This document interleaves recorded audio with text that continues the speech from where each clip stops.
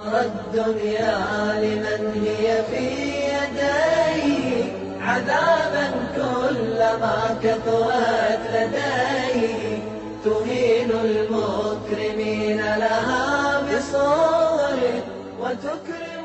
بسم الله الرحمن الرحیم. د تعلیم الاسلام رادیو ډیرو درنو او قدرمنو اوریدونکو السلام علیکم ورحمت الله وبرکاتو. د دې ظفر احمد حنیفي د ګټورو خړو د خبرونې په وړاندې کولو سره ستاسو په خدمت کې حاضر شوم.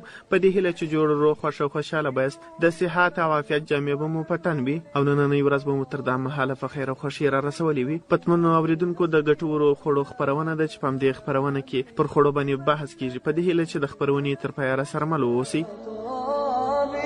نصير كما خلقنا من تراب الدنيا لمن هي في.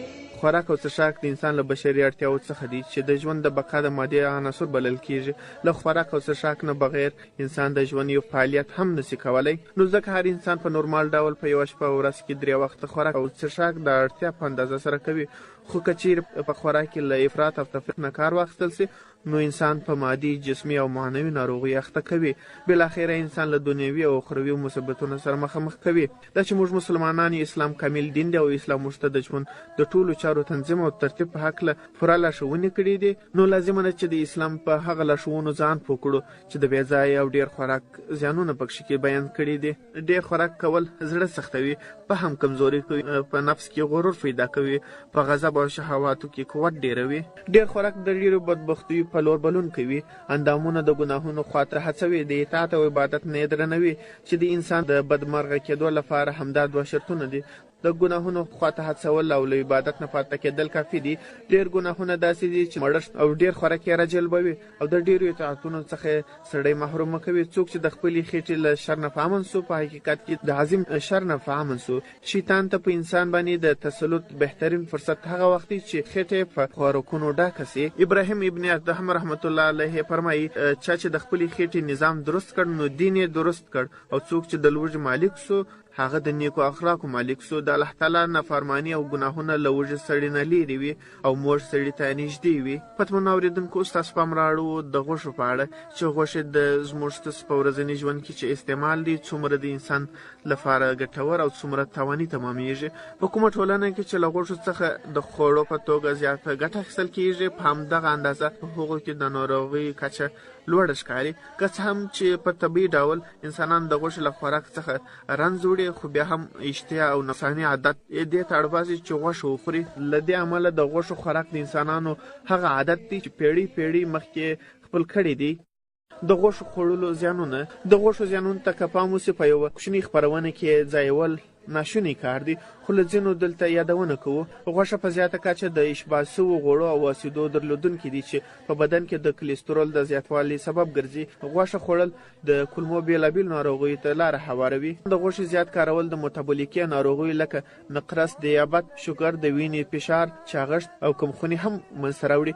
باید وویل سي چې څېړنو ثابته کړې ده د دې لپاره چې انسان روغ وجود او اوږد عمر ولري ښه دی چې ځای له سبزیجاتو او حبوباتو څخه ګټه واخلي، ځکه ګټه یې ډېره او لاسته راوړل یې اسانه دي. نو له همدغو شیانو څخه یو لیمو دی. د لیمو 18 مهمه ګټې او په ورځنیو چارو کې د هغه استعمال.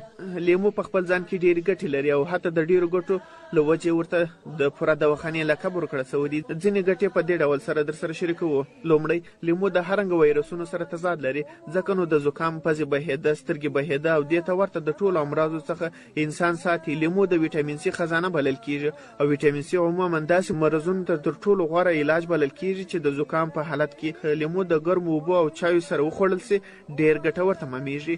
دوهم، لیمو ادرار جاري کوي، همداسې د پښتورګو د مرضونو لپاره ګټور ثابتېږي. د پښتورګو ډبره او خاورې له منځه وړي او ټول هغه جراثیم وژني چې د بولو په جراح کې ژوند کوي. دریم، د بندونو د دردونو مخه نیسي او روماتیزم په علاج کې ښه رول لوبوي او همداسې اعصابو ته آرام ورکوي. څلورم، که وڅښل سي او یا په جلد باندې ولګول سي د جلد حساسیت لپاره ګټور تمامیږي. پنځم، د ملاریا، کولریا او ټایفاید څخه د ژغورنې لپاره کارول کیږي. شپږم، د ویټامین سي او روټین په نامه د مادې د موجودیت له کبله د رګونو دیوالونه تقویه کوي. اووم، د ښځو لپاره په رحم کې دننه د وینې بهېدنه کموي. اتم، د صحت په ساتنه کې ګټور تمامیږي او همداسې د جسم قوت مدافع تقویه کوي. نم د مخدره موادو د نشې څخه د علاج لپاره کارول کیږي. لسم که هر سهار په یو ګیلاس اوبو کې یوه کتره لیمو واچول سي د اینې د ساتنې او صفایي کې هم مهم رول لوبوي او معده له زهریاتو څخه پاکوي. 11 په جسم کې طبیعي توازن ساتي. 12 د سټریک په نامه تیزاب په لیمو کې وجود لري کوم چې په پښتورګو کې د کلسیم پاتې شونې او د ډیر جوړونې مخه نیسي. 14 د سرطاني او خبیثو مواردو نمونو مخه نیسي او نه پرېږدي چې د هغه په چټکۍ سره وده وکړي ځکه په لیمو کې جلوکسایډس پلاون وجود لري. 14 د معدې چینجۍ له منځه وړي.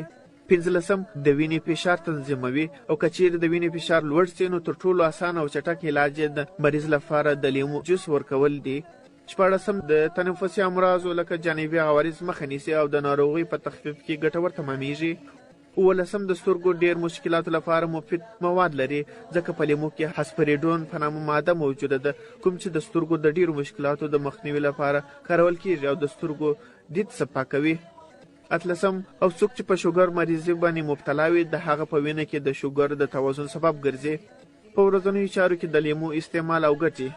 لومړی لیمو که په بدن باندې د زیتون د تیلو سره ولګول سي نو دا به ډیر زیات ګټور تمامیږي او خصوصا په جلد کې چې کومې خلاياوې مړې سوي وي د هغوی په راژوندي کېدو کې مهم رول لري او همداسې جلد ډیر ملایم او تر و تازه کوي او همداسې د تورو داغونو څخه د علاج لپاره کارمند ثابتېږي.